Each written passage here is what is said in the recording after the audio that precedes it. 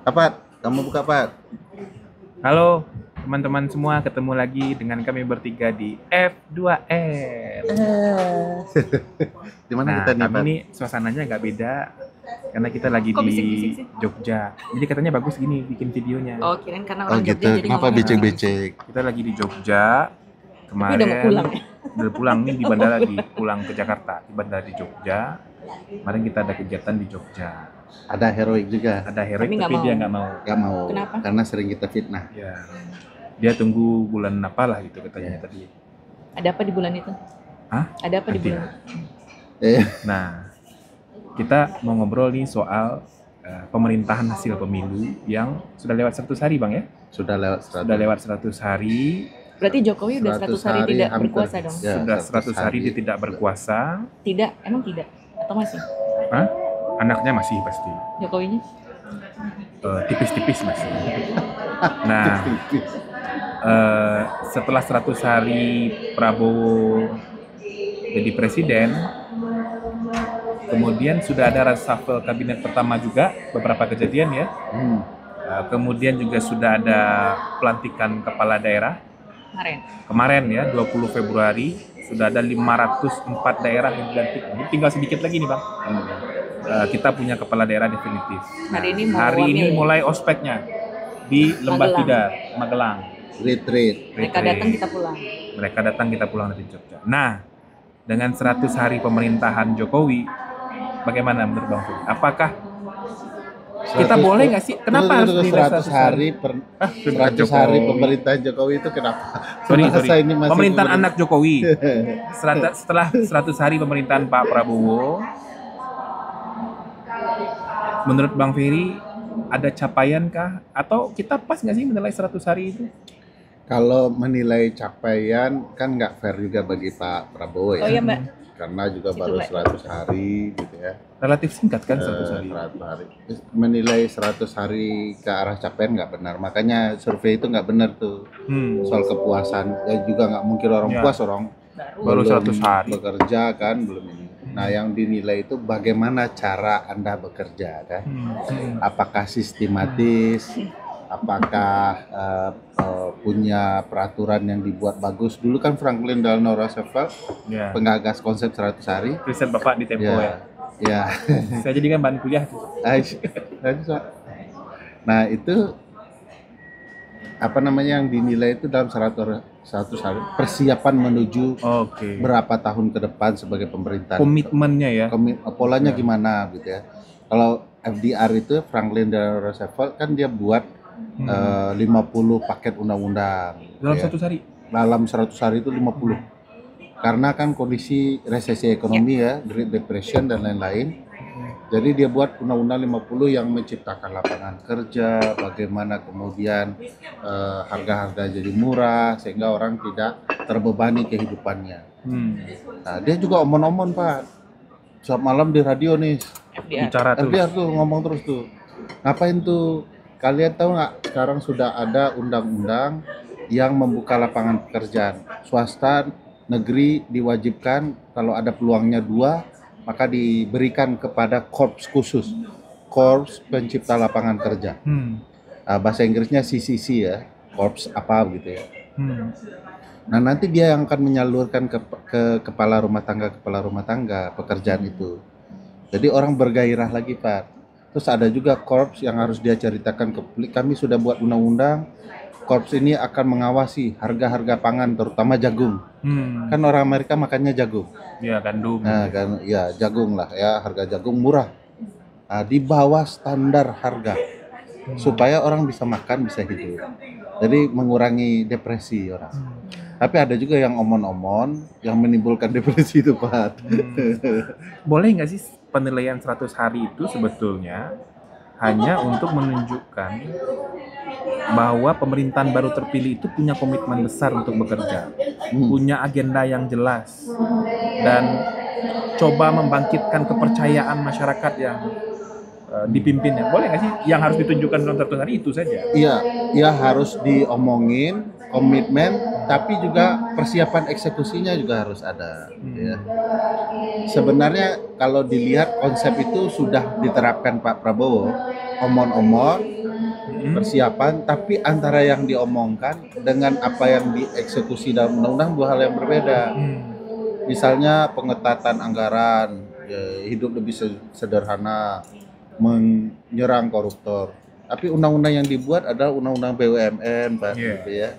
Dan antara yang dijadikan paket.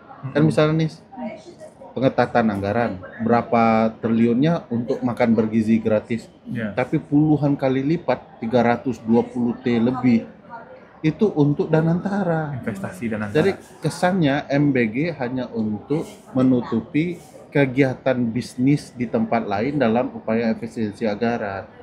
Juga nggak nyambung kan?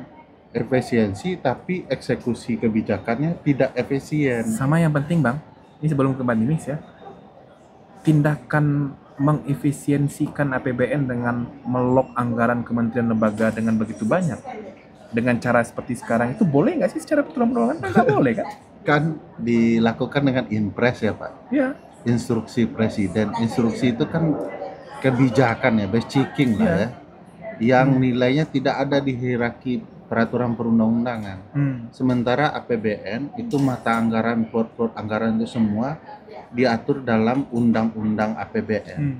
Dan kalau kita belajar ilmu administrasi negara dan ilmu perundang-undangan, undang-undang itu hanya bisa diubah oleh undang-undang kan, dan putusan MK memang. Nah, oleh karena itu kalau mau ubah paket anggaran, nomenklatur, peruntukannya, harusnya dalam undang-undang juga. Kita kenal dengan undang-undang APBNP perubahan gitu ya. Ini melanggar kan? Melanggar semua Pak. Nah, tapi kan muncul ini Mbak ya. Gara-gara Ninis gagal mengadvokasi publik Ya. hasil pemilu ya begini jadi. Kan muncul ini Mbak. Oh, dia serius ya. Saya lihat itu. Muncul pernyataan dari beberapa kementerian lembaga. MK hanya bisa membiayai gaji pegawai sampai bulan Mei, KY sampai bulan Oktober.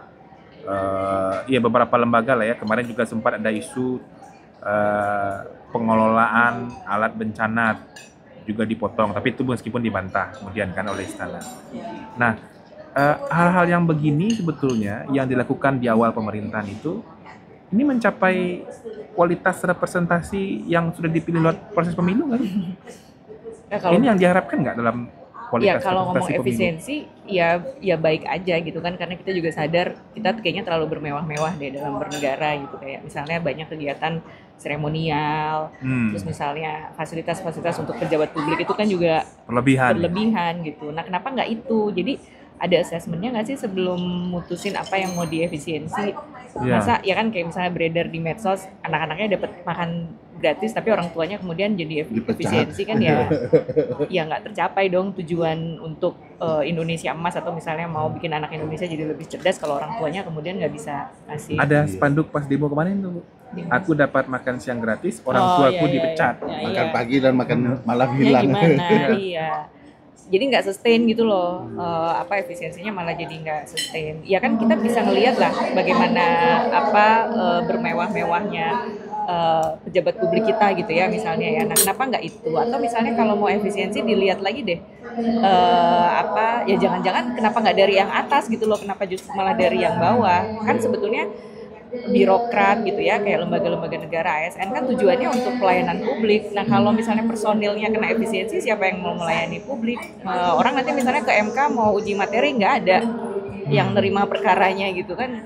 Karena duitnya habis. Iya, karena mereka udah nggak bisa kerja lagi. Sama ini ada yang menarik juga kan, kemarin demo besar-besaran di beberapa kota Bang. Ini boleh sambil makan ya? Boleh. Iyalah, kalau enggak nanti telat kita. Pesawat kita. Iya. Ini makannya sambil Ya, makan ya. saya nanya-nanya aja. Nah, kan ada demo besar-besaran di beberapa kota kemarin ya. Nah, salah satu yang menarik itu adalah di spanduk teman-teman mahasiswa yang demo mengatakan kebijakan publik itu lahir dari cek ombak, bukan dari naskah akademik. Iya. Nah, itu menarik tuh menurut saya. Nggak viral, nggak betul. Nunggu viral. Dan dulu. ini kayaknya membuktikan apa yang disampaikan Mbak Ninis tadi, bahwa pemotongan anggaran itu bukan dari hasil asesmen, tapi potong aja dulu. Nanti setelah muncul masalah ternyata itu berdampak kepada pegawai honorer, berdampak kepada gaji pegawai MK sampai bulan Mei, KY sampai bulan Oktober. Nah, baru tuh diakses lagi gitu nggak sih sekarang kondisinya berarti, Mbak? Iya, Emang main Kita hajar aja bernegara, dulu, ya, ribut, baru nanti dilihat lagi gitu nggak sih? Cara mengelolanya sekarang? kita tidak bertata negara dengan baik dan benar deh Nah, kayaknya. makanya ibu harus sekolah tata negara tuh. Kan saya nggak ada cita-cita untuk mengelola S3. negara. Enggak kan? Nah tapi kalau misalnya dikaitin sama Ah, pemilu tadi ya, hmm, ya apapun lah ya, ini kan pemerintahan hasil pemilunya udah ya udah berjalan lebih dari 100 hari gitu. Nah yang mau disampaikan adalah eh, presiden terpilih gitu ya, mayoritas DPR terpilih itu kan tidak hanya mewakili orang yang pilih mereka gitu loh. Tapi ya lo udah jadi representasinya seluruh masyarakat Indonesia. Jadi nggak bisa hanya ya pokoknya kelompok saya aja nih yang mau saya selamatkan atau misalnya mau saya perhatikan, nggak bisa. Siapapun yang nggak milih dia ya dia juga harus memperhatikan itu dong. Ya udah jadi presiden Republik Indonesia, udah jadi wakil rakyatnya seluruh rakyat Indonesia kok.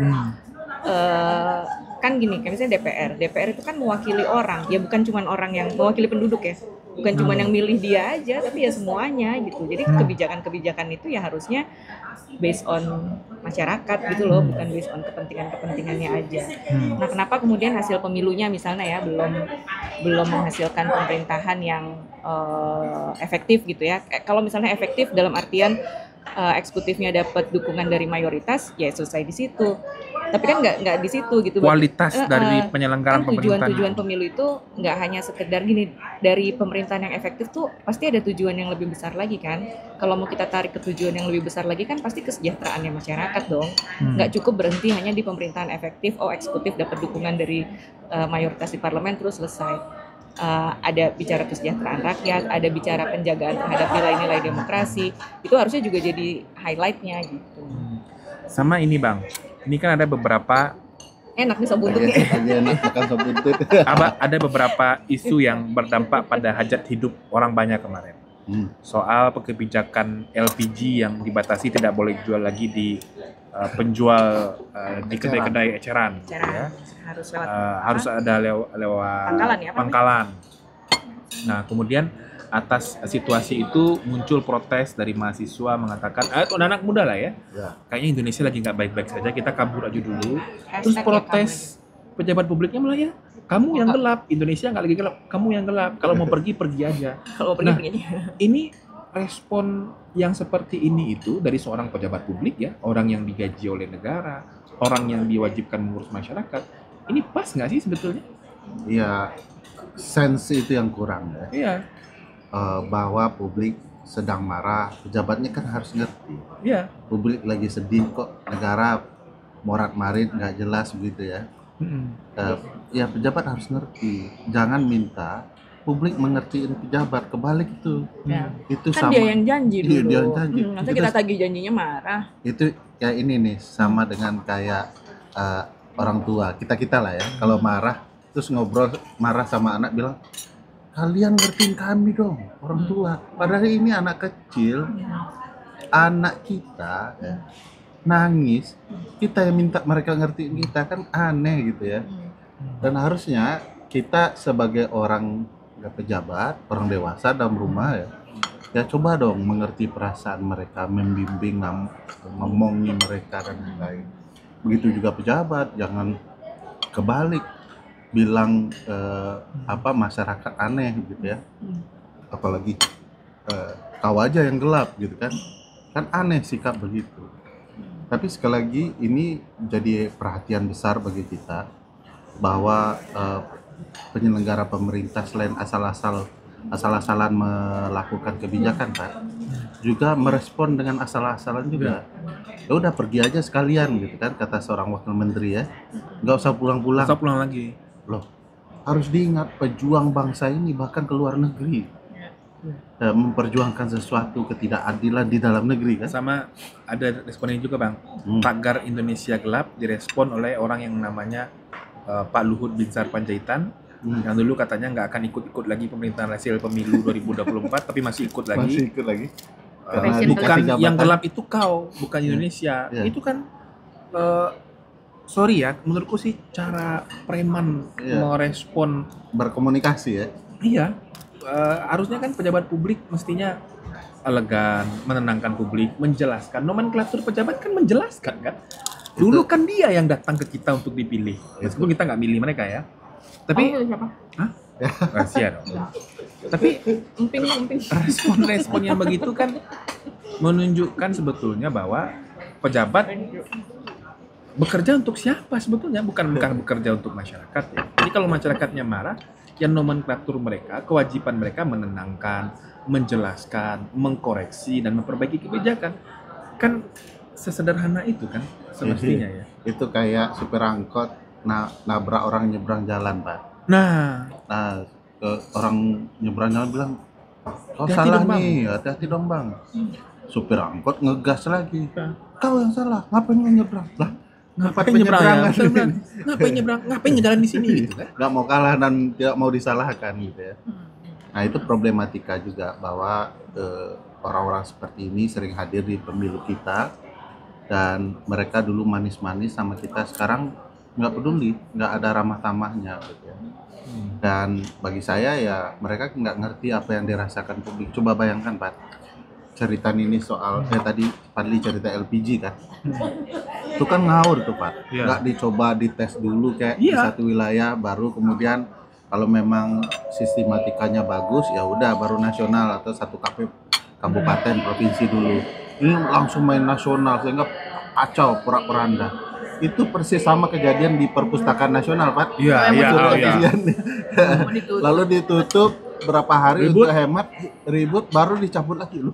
Kok kebijakan ngawur begitu gitu ya. Padahal orang kan pakai perpustakaan di hari libur lebih banyak begitu ya. Nah, ini kan tidak terdeteksi, tapi bisa juga karena pejabat-pejabat di daerah, penyelenggara pemerintah di daerah itu nggak nyaman dengan kebijakan penghematan begitu. Bentuk kritik mereka adalah menutupnya di hari tertentu yang menimbulkan gejolak di masyarakat. Jadi bagi banyak orang ini hal-hal yang mengesalkan. Kalian disuruh perpustakaan dihemat padahal daya baca negara ini kurang. Padahal kita butuh orang-orang pintar gitu Itu ya. harusnya lebih dibanyakin perpustakaan. Harus perpustakaan lebih ditingkatkan harganya supaya orang jauh lebih terdidik, paham nilai dan segala macam.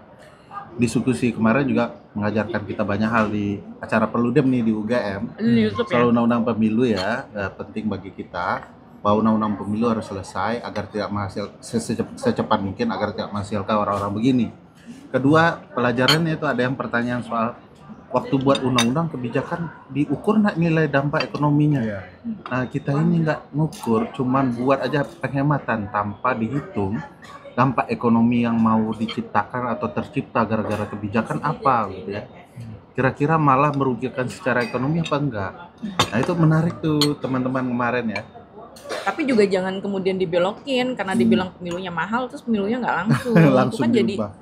salah. Padahal itu akal-akalan aja untuk mengendalikan hasil pemilu ya. Sama ada satu kata yang lagi tinggal di memori publik Indonesia sekarang, endasmu. Nanti diucapkan presiden dalam pidato di HUT Gerindra kayaknya ya.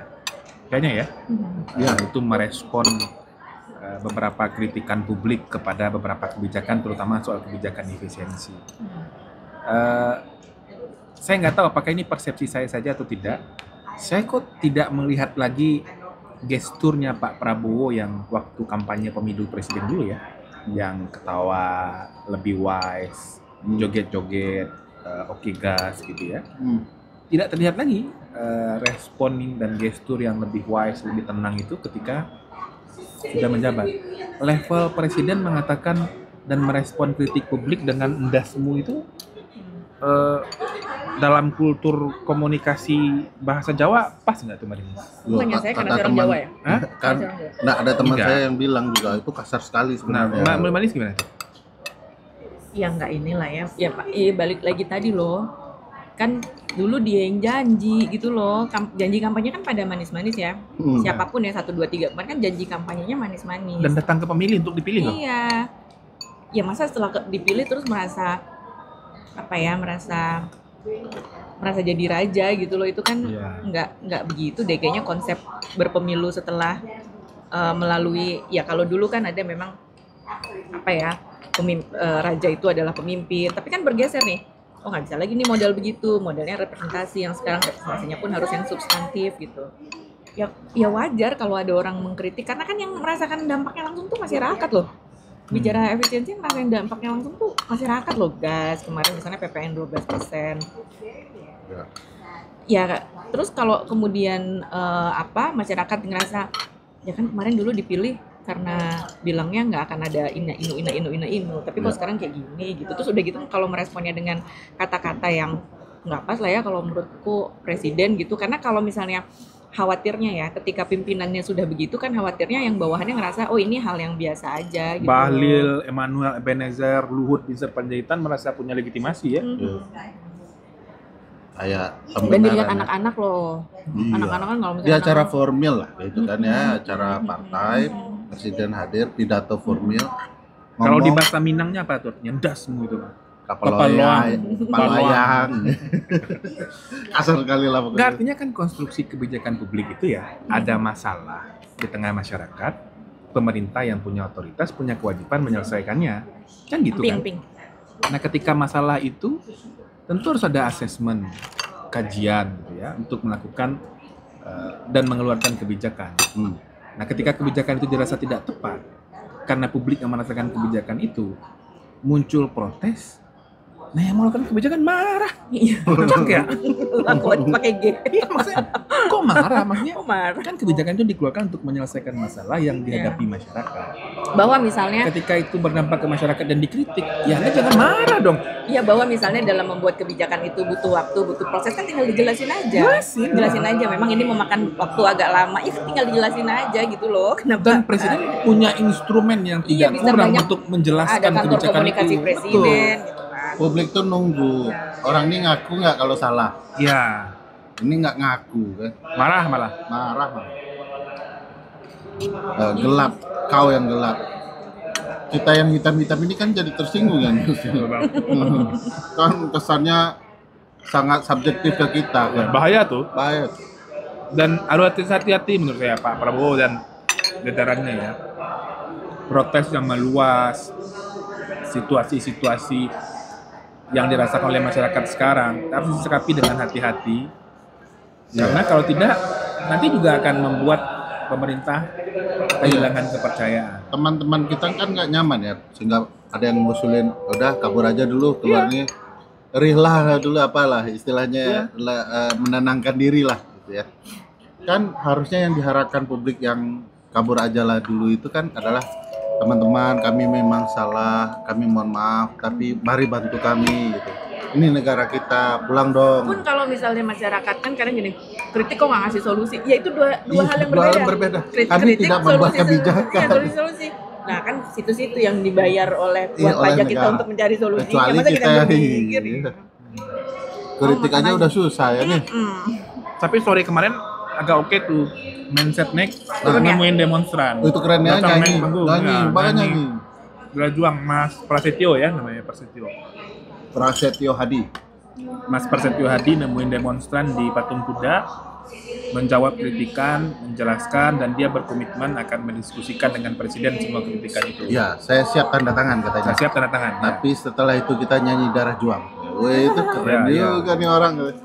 Mungkin diperintahkan Pak Prabowo ya setelah ada respon Iya, bisa jadi. Indasmu itu, kemudian kalau mau pergi aja gitu. Ya, diperintahkan atau tidak perintahkan Pak Prabowo, dia kan harusnya merespon. Iya, tapi itu seluruh- sikap yang patut diapresiasi itu sebagai seorang pejabat Iya. publik Iya. selevel Mensetnek ya. Dulu Mensetnek Pak DPRD, Pratikno ketua DPRD pernah Malang nggak juga nemuin ya, ikut demonstran? ketemu juga Dia, ya. iya. Terus saya minum ini, dia ketawa, dia sadar minumannya diambil. Kayak dulu Mensetneknya Pak Jokowi, Pak Pratikno Nggak nggak pernah gitu. nemuin demonstran. Aksi kamisan yang Ya. tiap minggu depan istana nggak pernah ditemuin. Ya, man behind the gun kalau Pak ini, kalau Pak Prasetyo betul-betul mencoba Datang dia. mendekati ke publik ya. Datang dia kemarin saja didampingi Mas Juri Ardiantoro juga datang ada ya. Oke lah sikapnya, bahkan menteri langsung naik ke mobil komando demonstran. Keren. Nah, gimana nih Bang? Setelah ini kan ada kepala daerah definitif sudah terpilih, ini kan mau ospek ya sampai tanggal 28. Nah, kemudian mestinya ini kan pejabat yang sudah dipilih melalui proses pemilu, bagaimana mereka mengeluarkan kebijakan, mendengar suara Ya, masyarakat. tapi ada surat menyelesaikan edaran masyarakat. yang dari salah satu partai nggak boleh ikut. Oh iya Ya, tapi gimana? bagi saya keren juga tuh. Iya, iya, Ya iya. kalau mau oposisi ya harus begitu ya. Bersikap ya. Sikapnya jelas. Bahwa kami punya kesempatan untuk berbeda dengan Anda, dan ini kader kami akan betul-betul berbeda, tapi juga harus menghasilkan pemerintah daerah yang berbeda dong. Hasilnya jauh lebih baik, lebih komunikatif, lebih bersahabat kepada publik. Soal retreat itu, Pak, itu kan aneh juga. Seminggu loh, lumayan tuh. Seminggu, dan kalau berdasarkan pasal 373, 374, 375 Undang-Undang Pemerintahan Daerah, bentuk pembinaan dan pendidikan bagi kepala daerah itu nggak begitu, Pak. Pendidikan yang Oh, dimaksud tapi itu adalah ada apa aturan mereka perlu dibina gitu iya, maksud pendidikan dan pembinaan itu untuk nih, kepala daerah. kan kepala daerah baru, kepala daerah lama itu kan perlu diingatkan. Ya. Bunyi undang-undang begini loh, relasi pemerintah pusat dan daerah begini loh, cara kemudian mengelola Induction dan lah ya. hukum ya. Iya, induction. Jadi ini orang baru sama sekali bahkan ya, yang belum pernah di pemerintahan. Ya. Ada senior kita tuh Bang Inton kan, Ya. besok Tapanuli Utara kan. Dulu biasa di legislatif, sekarang kan Jadi dia bupati. eksekutif. Belum tentu juga walaupun dia di legislatif dia paham betul cara pengelolaan administrasi pegawai di daerah gimana gitu ya. Sebagai pembina kepegawaian daerah dia harus gimana. Nah itu nih teknis-teknis begitu. Nah ini kan disuruh bangun pagi sampai malam nih. Capek, Coba. itu aja capek ya. Bapak berdua kan orang terdidik ya, sering sekolah-sekolah ya. Itu kalau kuliah dari pagi Sekolah sampai kayak malam, gimana perasaan ibu bapak Iya. sekalian? Fokus nggak? Sudah malam tuh nangkap nggak? Tapi itu nggak cuma full di kelas kan, ada Nggak di outbound kelas. nggak outbound. Apa ada outboundnya adalah, cuman kan pertanyaan kan bukan itu model pendidikan dan pembinaan yang diharapkan undang-undang gitu ya. Bukan semi militer itu, baju seragam yang dibeli itu keluar biaya dan segala macam. Belum, Efisiensi kenapa nggak ini iya, gitu. belum lagi gosipnya nih, Satu. setiap pemerintahan untuk ikut pendidikan itu bayar ke perusahaan event organizer-nya. Nah, ini konon kabarnya ya, yang ada namanya Tidar-Tidar. Bayar ikut itu. Ya, kalau perusahaannya nama Tidar biasanya dekat dengan sekelompok orang tertentu lah di Republik ini kan, gitu. Itu retreat ini bayar. Bayar, Pak. Tapi kalau kita bayar, Cuman tidak diakui oleh ya istana lah gitu ya. bayarnya Tapi pakai apa? pakai uang pemerintahan daerah nih. Pemda yang bayar ya. Ya kalau mau efisiensi mah itu ya. Dan ya tidak itulah pola pendidikan, ngapain juga ke sana. Dan Zoom aja militer. Zoom. Dekatin ini segala macam, kasih gambaran umum kan tidak seluruh kepala daerah ngerjain, tapi dia dapat tuh clue gambaran besarnya kan gitu. By the way ini mau pesawat nih. Oke. Bang ini Ini maaf ya, kata-kata kami- penutup dong. Enggak, maaf kami sambil makan bukan nggak sopan, tapi kan ketinggalan pesawat. Nih ada teman kami juga nih bicara. Iya. Dia nunggu Agustus katanya. Baru mau go public. Oh gitu. Dia mau ini Amat ya. tutup dong. Oke. Teman-teman, terima kasih sudah diskusi. Nanti kita ketemu lagi di F2N episode berikutnya. Sampai ketemu. Jalan-jalan terus.